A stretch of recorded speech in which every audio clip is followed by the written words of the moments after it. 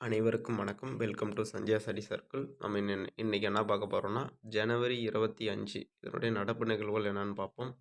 First தினமும் ஒரு திருக்குறள் பார்த்துருவோம். இதனுடைய அதிகாரம் இடுக்கண் அழியாமை. ஃபர்ஸ்ட் குறள் பார்ப்போம். இடும்பைக்கு இடும்பை படுவர், இடும்பைக்கு இடும்பை படாதவர். பொருள் பார்த்தீங்கன்னா, துன்பம் வந்தபோது வருந்தி கலங்காதவர், அந்த துன்பத்திற்கே துன்பம் உண்டாக்கி அதனை வென்று விடுவர். அடுத்ததாக பார்த்தீங்கன்னா ஹெட்லைன்ஸ் பார்ப்போம். National voters day, India, France and UAE connected the desert night exercise over the Arabian sea. அடுத்ததாக பார்த்தீங்கன்னா யுனைடெட் நேஷன் செக்யூரிட்டி கவுன்சில். அடுத்ததாக பார்த்தீங்கன்னா தமிழ் கிராமர். ஃபர்ஸ்ட் நியூஸ் பார்ப்போம். தேசிய வாக்காளர்கள் தினம், அதாவது ஜனவரி 25 நம்ம இந்தியாவில் தேசிய வாக்காளர் தினமாக கொண்டாடிட்டு இருக்கோம்.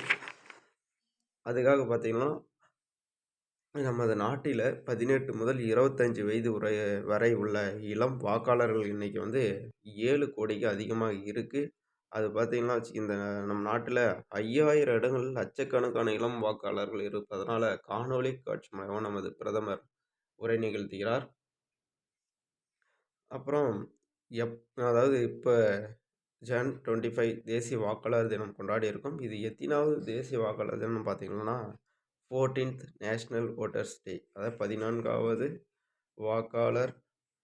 தேசிய வாக்காளர் தினமாக கொண்டாடி இருக்கோம். இது எப்போ இருந்து நம்ம கொண்டாடிட்டு இருக்கோம் பார்த்தீங்கன்னா 2011 தான் கொண்டாடிட்டு இருக்கோம். அப்போதைய பிரதமர் மன்மோகன் சிங் தான் அனௌன்ஸ் பண்ணியிருப்பார்.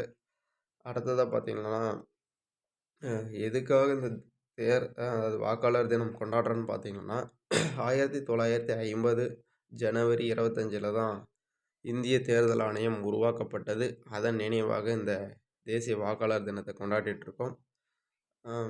1988க்கு முன்னாடியெல்லாம் 21 வயது நிரம்பியவர்கள் மட்டுமே வாக்காளர்களாக இருந்தாங்க. அப்புறம் 1988 61வது சட்ட திருத்தத்தின்படி 21 வயது முதல் 18 வயசு 21லேருந்து 18 வயசை ஏஜை குறைச்சிருக்காங்க.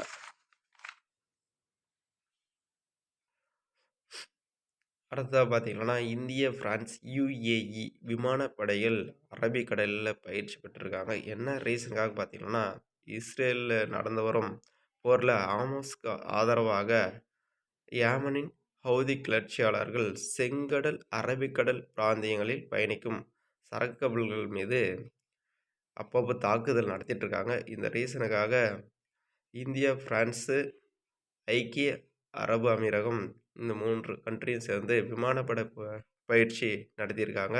இதில் இன்னொரு என்ன சிறப்புன்னு பார்த்தீங்கன்னா நமது குடியரசு தின விழாவில் பிரான்ஸ் அதிபர் இமானுவேல் மேக்ரான் சிறப்பு விருந்தினராக கலந்து கொள்றதுனால இதை ஒட்டி நம்ம பிரான்ஸின் 2 போர் விமானங்களும் ஏர்பஸ் A330 விமானப்படை விமானமும் விமான சாகச நிகழ்ச்சியில் கலந்துக்குது.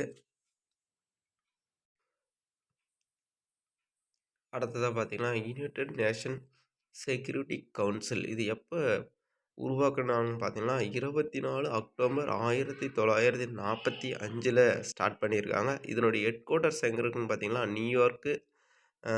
நியூயார்க்கு யூஎஸில் இருக்குது. அதே மாதிரி பார்த்தீங்கன்னா இதில் பர்மனண்ட் மெம்பர்ஸ், அதாவது நிரந்தர உறுப்பு நாடுகள்னு பார்த்தீங்கன்னா சீனா, France, Russia, United Kingdom, United states.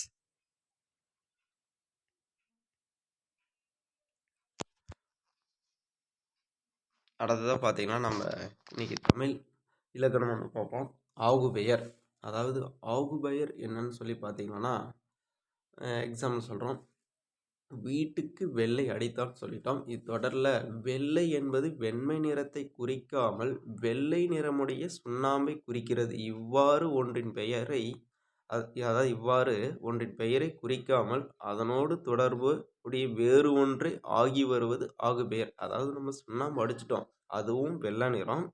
ஆனால் நம்ம வெண்மை நிறம்னு சொல்லி சுண்ணாம்பை சொல்கிறதில்ல, அது ஒரு நிறத்தை சொல்கிறோம். அதனால் ஒரு இதுக்காக ஆகி வருவது ஆகுபெயர்னு சொல்கிறோம். இது பார்த்தீங்கன்னா எங்கெங்கே வரும்னா பொருள், இடம், காலம், சினை, பண்பு, தொழில் ஆகிய 6 வகை பெயர் சொல்களிலும் ஆகுபெயர் வரும்னு சொல்லியிருக்காங்க.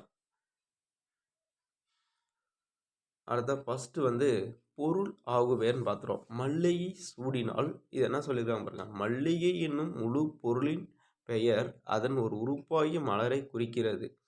இவ்வாறு பொருளின் பெயர் அதன் சினையாகிய உறுப்புக்கு ஆகி வருவதால் பொருளாகு பெயர் எனப்படும். இதனை வந்து முதலாகு பெயர்ன்னு சொல்கிறோம். அதை என்ன சொல்லியிருக்காங்க, ஒரு செடியிலிருந்து பூ பூக்குது, அதாவது மலர்.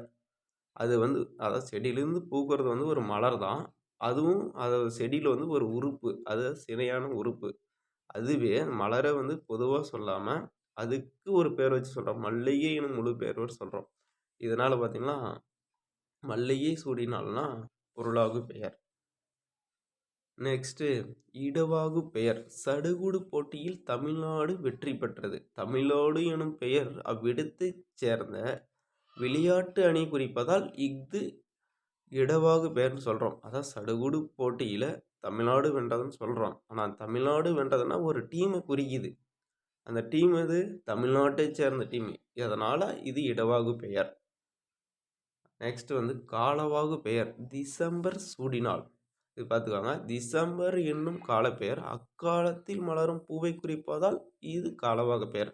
நான் சொல்லியிருக்காங்க, டிசம்பர் மாதத்தில் அது மலர் பூக்குது, அதனால் அதாவது டிசம்பர் சூடினால் சொல்கிறோம். அதனால் அந்த டிசம்பர்ன்றதுக்காக காலவாகு பெயர்னு சொல்கிறோம். அடுத்தது சினியாகு பெயர். தலைக்கு ஒரு பழம் கொடு. இத்தொடரில் ஆளுக்கு ஒரு பழம் கொடு என்பது பொருளாகும். இவ்வாறு சினையின் பெயர் முதலாகி பொருளுக்கு ஆகி வருவதால் சினையாகு பெயர்னு சொல்கிறோம். அது தலைக்கு ஒரு பழம், அதை நம்ம உறுப்புகள்லாம் வந்து சினைன்னு சொல்கிறோம். அதனால் இதுக்கு சினையாகு பெயர்.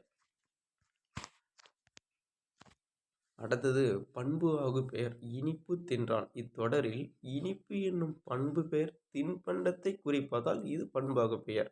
அதாவது இனிப்பு, கசப்பு, புளிப்பு இதெல்லாம் வந்து பார்த்திங்கன்னா வச்சுக்க ஒரு பண்பு. அந்த பண்பு வந்து நம்ம வந்து எதோட படுத்திருக்கோம்னா வச்சுக்க, உணவுப் பொருள், அதாவது நம்ம தின்பண்டங்களில் சம்மந்தப்படுத்தி சொல்கிறதுனால பார்த்திங்கன்னா இது வந்து பண்பு ஆகு பெயர். இந்த நெக்ஸ்ட் பாருங்க, தொழிலாகு பெயருக்கும் தொழிலாகு பெயரில் பொங்கல் உண்டான். இத்தொடரில் பொங்கல்ன்றது ஒரு தொழில். அது கொண்டு போய் நம்ம உணவினை, அதாவது தொழிலை வந்து உணவினை உருவாக்குறதுக்கு சொல்லியிருக்கோம். அதாவது பொங்கி வருதல், அது வந்து உணவில் சேர்த்து இருக்கிறதுனால இது தொழிலாக பெயர்னு சொல்கிறோம். அதாவது இனிப்புன்றது ஒரு பண்பு பெயர், அதனால் பண்பாகு பெயர். அதே அதாவது பொங்குதல் என்பது பார்த்திங்கன்னா ஒரு தொழில். அதுவும் உணவுப் பொருளாக சம்மந்தப்படுத்தியிருக்கும். அது தொழில் வர்றதுனால இது தொழிலாகு பெயர். நெக்ஸ்ட் என்னன்னு பார்ப்போம். இரட்டை கிளவி. இது பார்த்தவங்க படிப்போம். தங்கை விறுவிறுவென நடந்து சென்று தோட்டத்தில் மலர்ந்த மலர்களை கலகலவென சிரித்தபடியே மலமளவென கொய்யத் தொடங்கினாள். இத்தொடரில் விறுவிறு, கலகல, மலமல ஆகிய சொற்களை கவனியுங்கள். இவை ஒவ்வொன்றிலும் அச்சொற்கள் இரண்டாக இணைந்து வந்துள்ளன. அவற்றை பிரித்து பார்த்தால் பொருள் தரவில்லை. இவ்வாறு இரட்டையாக இணைந்து வந்து பிரித்தால் தனி பொருள் தராத சொற்கள் இரட்டை கிளவி என்பார். அதாவது இது நெக்ஸ்ட் எக்ஸ்பிளைன் பார்ப்போம். அடுக்கு தொடர். சிறுவர்கள் விளையாடி கொண்டிருந்தனர். அமுதன் திடீரென பாம்பு பாம்பு பாம்பு என்று கத்தினான். எங்கே என்று கேட்டபடி மற்ற சிறுவர்கள் அவன் அருகே ஓடி வந்தனர். இல்லை இல்லை, சும்மாதான் சொன்னேன் என்று சொல்லி சிரித்தபடியே ஓடினான் அமுதன். அவனை பிடி பிடி பிடி பிடி என்று கத்திக்கொண்டே மற்றவர்கள் துரத்தினார்கள். இப்பகுதியில் சில சொற்கள் 2, 3, 4 முறை இடம்பெற்றுள்ளன. இவ்வாறு அச்சம், விரைவு, சினம் போன்ற காரணங்களால் ஒரு சொல் ஒன்றுக்கு மேற்பட்டு முறை தொடர்ந்து வருவதை அடுக்கு தொடர் என்பர். அடுக்கு தொடரில் பல முறை இடம்பெறும் ஒவ்வொரு சொல்லும் பொருளுடையது. நெக்ஸ்ட் பார்த்தீங்கன்னா அடுக்கு தொடர் இரட்டை கிளவி வந்து கம்பேரிசன் பண்ணி பார்ப்போம். ஃபர்ஸ்ட் நம்ம இரட்டை கிளவி, அதாவது வார்த்தை வந்து 2 முறை மட்டும்தான் வரும். அடுக்கு தொடர் பார்த்தீங்கன்னா 2, 3, 4 முறை வரும்னு சொல்லி வருங்க. அதாவது இரட்டை கிளையுடைய வார்த்தைகளை பிரிச்சா பொருள் தராது. அடுக்கு தொடர்கள் வார்த்தை பிரிச்சா பொருள் தரும்.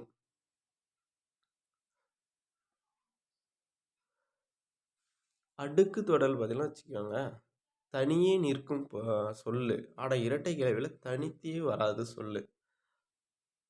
அடுக்கு தொடர் பார்த்தீங்கன்னா விரைவு, வெகுளி, உவகை, அச்சம், அவலம் ஆகிய பொருட்கள் காரணமாக வரும். ஆனால் இரட்டை கிளைவில் வினைக்கு அடைமொழியாக மட்டும்தான் வந்து பொருள் வரும்னு சொல்லியிருக்காங்க. அடுத்தது வந்து கடைசி ஒரு திருக்குறள் பார்ப்போம்.